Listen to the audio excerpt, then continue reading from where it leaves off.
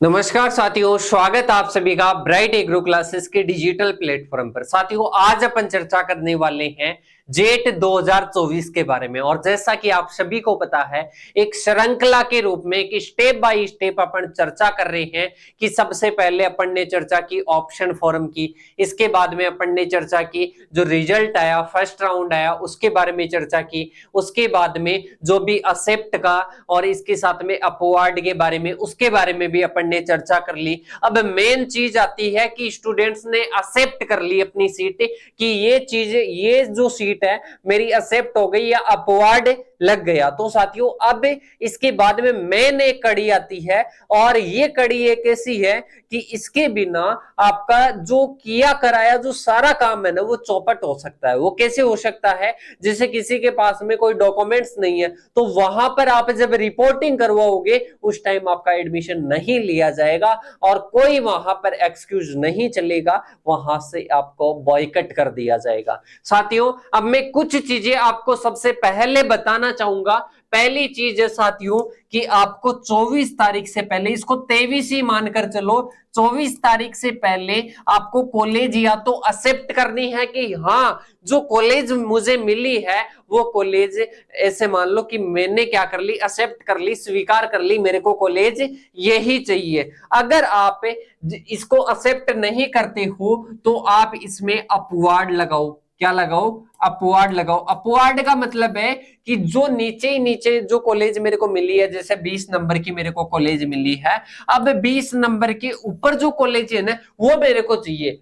मतलब 20 वाली मेरे को नहीं चाहिए, 20 के ऊपर वाली चाहिए। अगर ऊपर कोई सीट खाली होगी तो अपवार्ड में, मतलब सेकंड लिस्ट में आपको क्या मिल जाएगी? ऊपर वाली सीट मिल जाएगी। सही, ये आपको एक प्रोसेस करनी पड़ेगी, या तो अपवार्ड या एक्सेप्ट। दोनों नहीं करोगे तो आपका ऐसे मान लो कि कैंसिल हो जाएगा। जो 5 जान रहे ना, वो कैंसिल हो जाएंगे और आपकी जो काउंसलिंग है ना, वो हो जाएगी कि आपने सीट एक्सेप्ट नहीं की। तो ये चीजें आपको ध्यान रखनी है, अपवार्ड या एक्सेप्ट। अब बात आती है कि सर अपवार्ड में हमारे को, हम जो चाहते हैं वो कॉलेज सेकंड लिस्ट में नहीं मिले तो क्या करें? उस टाइम दोबारा से आपको क्या करना पड़ेगा?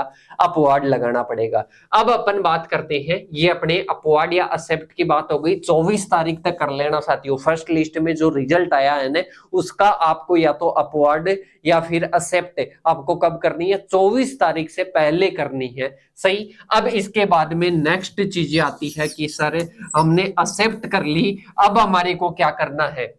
मतलब कॉलेज एक्सेप्ट कर ली, फिर नेक्स्ट प्रोसेस क्या है? नेक्स्ट प्रोसेस यही है कि आपकी रिपोर्टिंग होगी। कब है आपकी रिपोर्टिंग होगी साथियों? 9 या 10 तारीख को आप करवा सकते हो, शाम को 5 बजे पहले। शाम 5 बजे पहले 9 या 10 तारीख को, 9 तारीख को भी करवा सकते हो, 10 को भी करवा सकते हो कि सर हमारे घर में शादी है या हमारे कोई प्रोग्राम है, हम तो 10 को नहीं करवाना चाहेंगे, हम तो 11 को करवाएंगे। ये आपकी जो दादागिरी है ना, वो नहीं चलने वाली है साथियों। यहां पर आपका जो एक फिक्स टाइम दे दिया ना यूनिवर्सिटी ने, पहले तो ओनली एक दिन ही देती थी, पर अब 2 दिन देने लग गए। 9 या 10 को आप क्या करवा सकते हो? रिपोर्टिंग करवा सकते हो। मतलब जिसने एक्सेप्ट कर ली उसको 9 या 10 को क्या करवानी है? उसको एक्सेप्ट करके और वहां पर क्या करनी है? कॉलेज में पहुंचना है। ये कोई ऑनलाइन नहीं है, ऑफलाइन है। ऑफलाइन जो कॉलेज मिली है ना, वहां पर आपको जाना पड़ेगा। 9 या 10 तारीख को आपको जाना पड़ेगा। सही, शाम को 5 बजे पहले। सही। अब बात आती है कि सर अब हमारे को नेक्स्ट क्या करना चाहिए? मेन फैक्टर आता है डॉक्यूमेंट्स। वहां पर बहुत सारे आपके डॉक्यूमेंट्स लगेंगे, उनके बारे में अपन क्या करेंगे साथियों? चर्चा करेंगे। जिन्होंने अपवार्ड लगा दिया उनको भी क्या देखना है साथियों? उनको भी ये वीडियो देखनी है और सारे डॉक्यूमेंट्स रेडी करने हैं। और जो लिस्ट में नहीं आए और उसके अलावा भी कभी कभी मांग लिए जाते हैं, उनके बारे में भी अपन क्या करने वाले हैं? चर्चा करने वाले हैं। डॉक्यूमेंट्स कौन कौन से चाहिए, अभी मैं लिस्ट के बारे में चर्चा करूंगा। इसके साथ में ही डॉक्यूमेंट्स, कोई भी डॉक्यूमेंट्स आपका मिस होगा, एक भी डॉक्यूमेंट्स अगर नहीं है तो कॉलेज वाले कभी कभी तो 3 दिन के टाइम दे देते हैं, 1 दिन का टाइम दे देते हैं, पर बहुत सारे टाइम ही नहीं देते हैं। तो आपको उसी दिन डॉक्यूमेंट्स लेकर जाने हैं। 10 तारीख शाम 5 बजे पहले पहले डॉक्यूमेंट्स पूरे लेकर जाने हैं। कोई बोलता है कि सर मेरे पास में टीसी की फोटोकॉपी है, उनके बारे में भी चर्चा करेंगे। पर पहली चीज तो आती है डॉक्यूमेंट्स, जो लिस्ट बता दी ना वो कंप्लीट होने चाहिए। सही, एक भी अगर मिस होगा तो नहीं चलेगा साथियों, आपका एडमिशन नहीं लिया जाएगा। ये माइंड में डाल लेना, बहुत सारे फिर भी लापरवाही कर देते हैं और अपने सभी साथियों को सही करना है ताकि कोई गलती ना करे। अब इसके बाद में आता है कि सर मेरे पास में टीसी की फोटोकॉपी है, मैं क्या करूं? टीसी की फोटोकॉपी वहां पर नहीं चलने वाले हैं। सारे डॉक्यूमेंट, जितने भी डॉक्यूमेंट्स हैं वो सारे ओरिजिनल भी वहां जमा होंगे और कुछ फोटोकॉपी भी लगेगी, उनके बारे में भी मैं बताऊंगा। तो सारे ओरिजिनल रखना, फोटोकॉपी के बहाने मत चलना। फोटोकॉपी के आपको कितने सेट बनाने हैं? 4 सेट बनाने हैं। कितने सेट बनाने हैं? 4 सेट आपको तैयार करने हैं, जिनमें से आपके 2 या 3 तो किस में हो जाएंगे? कॉलेज में जमा हो जाएंगे। एक आपके पास रखना है, खुद के पास में रखना है। एक और चीज माइंड में रख लेना कि जितने भी डॉक्यूमेंट्स हैं उनको क्या करना है? स्कैन करके पीडीएफ आपके पास में रखनी है। जितने भी डॉक्यूमेंट्स देते हो, ऐसे नहीं है कि आपको तुरंत वापस जो ओरिजिनल डॉक्यूमेंट्स है और एडमिशन करके वापस दे दिए जाएंगे। 6-7 महीने का टाइम लग सकता है, तो स्कैन करके आपको रखना है। और 2 से 3 क्या करनी है साथियों? 2 से 3 आपको क्या करनी है? 2 से 3 इसकी फोटोकॉपी तो कॉलेज में रहेगी और एक फोटोकॉपी आपके पास में रखनी है। तो 4 सेट निकलवा लेना। सही है, 4 सेट फोटोकॉपी के निकालवाने हैं, सभी ओरिजिनल भी लेकर जाने हैं। अब इसके बाद में क्या सावधानी? इसमें लिखा हुआ है कि सावधानी हटी दुर्घटना घटी। दुर्घटना से कम है क्या साथियों? अगर आप कोई भी एक डॉक्यूमेंट्स नहीं लेकर जाते हो, कुछ भी मिस कर देते हो तो दुर्घटना ही घट जाती है, सिलेक्शन होने के बाद में भी कॉलेज नहीं मिलती है। सही, अब इसके बाद में अपन चलते हैं आगे की ओर, डॉक्यूमेंट्स की चर्चा करते हैं। स्टूडेंट्स कंफ्यूजन रहते हैं कि सर डॉक्यूमेंट्स क्या क्या। अब डॉक्यूमेंट्स को मैं हिंदी में आपको समझा दूंगा, हिंदी में समझा दूंगा। यहाँ पर इंग्लिश दी हुई है, वैसे हिंदी भी है। ये पीडीएफ कहां पर मिलेगी वो भी मैं चर्चा करूंगा। सबसे पहले आपको क्या करना है, जो अपने सेकेंडरी मतलब 10th और 12th की कौन सी मार्कशीट साथियों? 10th और इसके साथ में ही 12th की क्या चाहिए? मार्कशीट चाहिए। अब इसमें लिखा हुआ है मार्कशीट एंड सर्टिफिकेट, कि सर ये सर्टिफिकेट कहां से आ गया? बहुत सारे स्टूडेंट्स कंफ्यूजन रहते हैं और बहुत सारे जो बताएंगे वो भी क्लियर नहीं बताएंगे इस चीज को। तो मैं बता देता हूं, जो मार्कशीट और जो सर्टिफिकेट होता है ना, पहले मार्कशीट और सर्टिफिकेट दोनों अलग अलग आते थे, पर अब बड़ी मार्कशीट आने लग गई, उसी में सर्टिफिकेट आता है और उसी में मार्कशीट आती है। तो ये आपको दोनों पॉइंटों से आपको समझना है कि 10th और 12th की क्या लेकर जानी है? मार्कशीट लेकर जानी है। इसके बाद में आता है, अगर कोई स्टूडेंट बीएससी की, जैसे मान लो कि स्टूडेंट है एमएससी के लिए जा रहा है एडमिशन के लिए, तो वहां पर उसको क्या चाहिए साथियों? उसको बीएससी की डिग्री या पीडीसी चाहिए। सही, अब इसके बाद में अपन चलते हैं, एमएससी की डिग्री या पीडीसी चाहिए किसको? पीएचडी वाले स्टूडेंट को। ये दोनों जेट वालों के लिए नहीं है। इसके बाद में है कास्ट कैटेगरी सर्टिफिकेट आपको चाहिए साथियों। कास्ट कैटेगरी सर्टिफिकेट मेनली किसको होता है साथियों? OBC, MBC, EWS. और कुछ कैटेगरीज में होता है, जैसे ईडब्ल्यूएस में 1 साल के लिए होता है और कुछ में 6 महीने के लिए होता है, कुछ में 1 साल के लिए होता है। तो जो भी रूल्स और रेगुलेशन है ना राजस्थान गवर्नमेंट के, उसके अकॉर्डिंग आपको नया क्या चाहिए? कास्ट सर्टिफिकेट चाहिए। क्या चाहिए? कास्ट सर्टिफिकेट चाहिए। तो ये आपके क्या है? जाति प्रमाण पत्र, आप समझ लो इसको। अब इसके बाद में आता है माइग्रेशन। और बोलेंगे एससी एसटी वाले की सर हमारे को भी चाहिए, कि आपको नहीं चाहिए, यहां पर दिया हुआ है बाकायदा ओबीसी, एमबीसी, ईडब्ल्यूएस।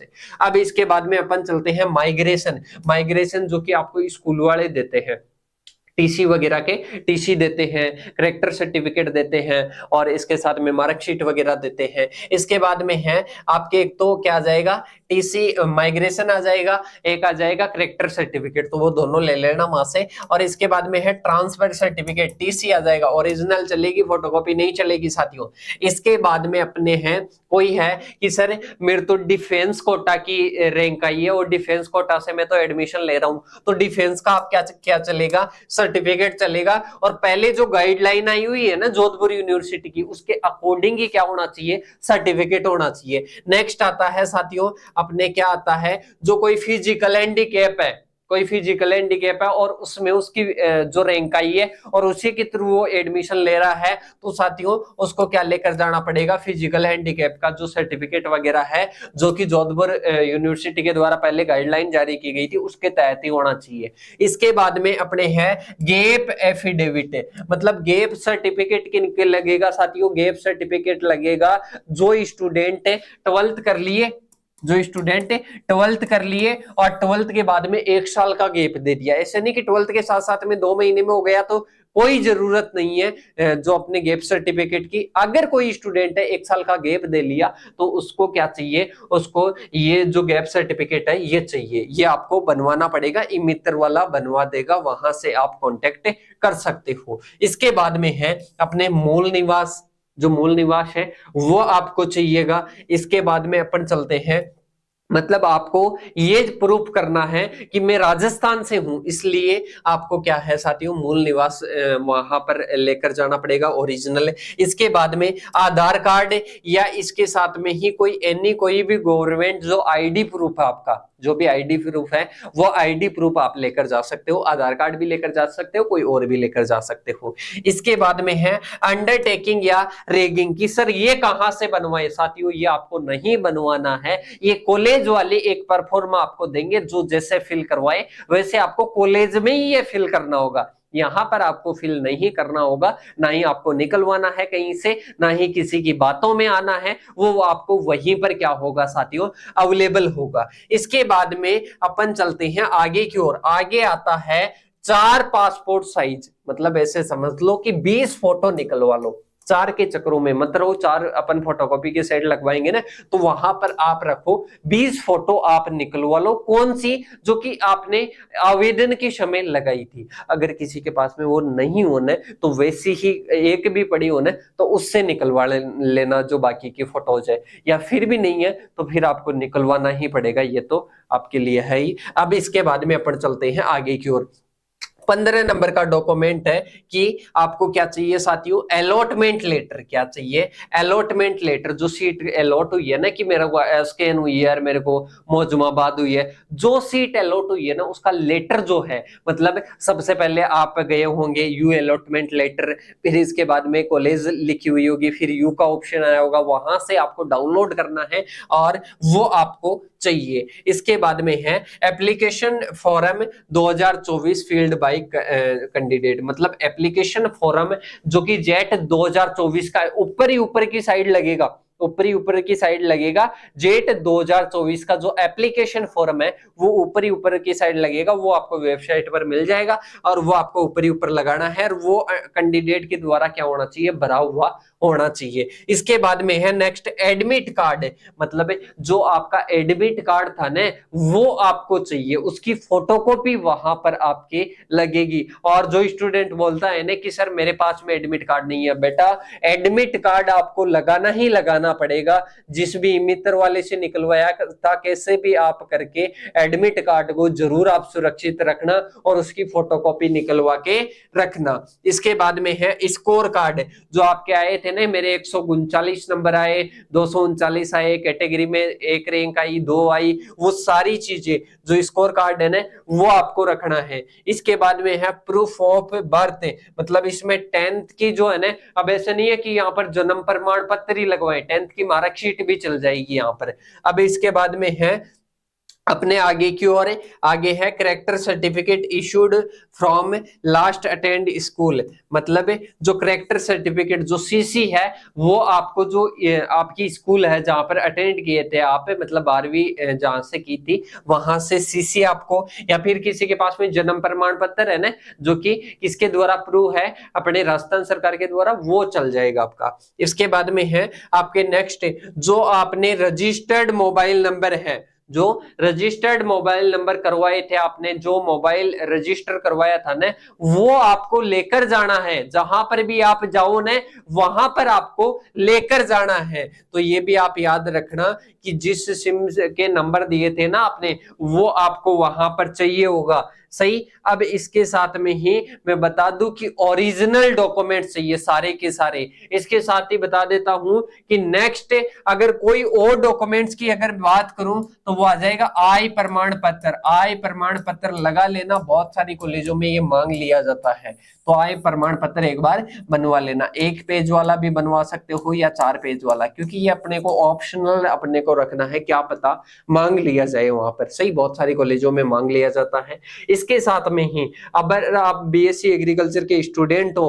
और किसी भी यूनिवर्सिटी और किसी भी आप कॉलेज में जा रहे हो, नई कॉलेज, गवर्नमेंट कॉलेज, चाहे ओल्ड हो चाहे न्यू हो, साथियों आप सभी को बीएससी एग्रीकल्चर की सभी क्लासेस और इसके साथ में ऑल नोट्स और all classes, all old paper solution, और इसके साथ में ही बहुत सारे स्टूडेंट्स के मैथ, इंग्लिश बैक आ जाती है सब्जेक्ट, साथियों उन सभी को निकालना होगा आसान, अगर आप ब्राइट एग्रो क्लासेस के साथ में ज्वाइन होना चाहते हो। इसके साथ ही बता दूं कि इसका ओनली ऐसे नहीं है कि जो स्टूडेंट पे करे वो ही अपन से कनेक्ट हो, जो पे नहीं करते हैं वो भी फ्री ऑफ कॉस्ट ज्वाइन हो सकते हो। टेलीग्राम पर आपको नोट्स वगैरह, ओल्ड पेपर्स वगैरह, प्रारूप वगैरह, इसके साथ ही अपने चैनल पर बीएससी एग्रीकल्चर क्या है, फर्स्ट सेमेस्टर का क्या सिलेबस होता है, वो सारी चीजें आपको क्या करवाई जाएगी साथियों, अवेलेबल करवाई जाएगी। और इसके साथ में ही मैंने सारी चीजें आपको अवेलेबल करवा दी, पर एक चीज मैं बोल रहा हूं वो है अपने कॉन्टेक्ट नंबर। इन पर आपको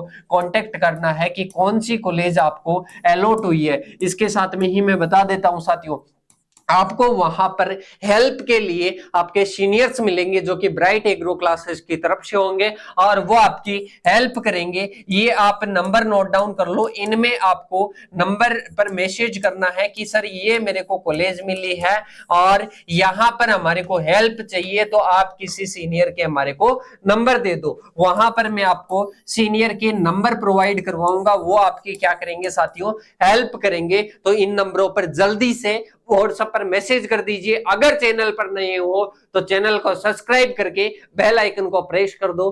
अब मिलते हैं अपन नेक्स्ट वीडियो के साथ में, तब तक के लिए जय हिंद जय भारत साथियों।